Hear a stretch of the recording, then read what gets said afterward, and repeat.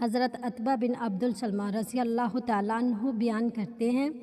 رسول اللہ صلی اللہ علیہ وآلہ وسلم نے فرمایا، شہداء 3 قسم کے ہیں، وہ مومن جس نے اپنی جان اور اپنے مال کے ساتھ اللہ کی راہ میں جہاد کیا، جب وہ دشمن سے ملاقات کرتا ہے تو قتال کرتا ہے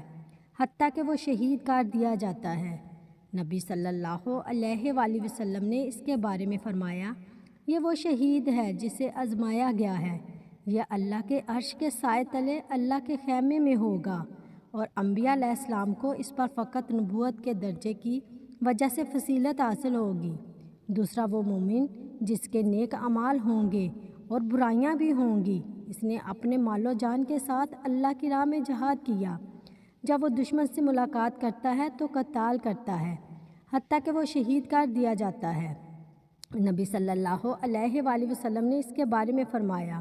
منصب شہادت نے اسے گناہوں سے پاک کر دیا، اس کے گناہوں اور اس کی خطاؤں کو ختم کر دیا،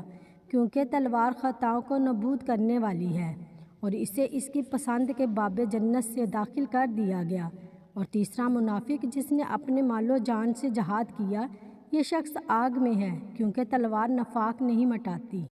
حضرت عثمان رضی اللہ تعالیٰ عنہ رسول اللہ صلی اللہ علیہ وآلہ وسلم سے روایت کرتے ہیں،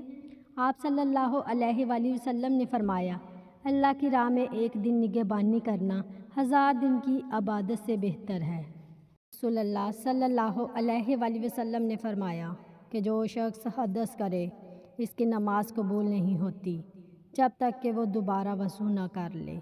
حضرموت کے ایک شخص نے پوچھا کہ حدث ہونا کیا ہے؟ آپ نے فرمایا کہ پخانے کے مقام سے نکلنے والی آواز والی یا بے آواز والی ہوا۔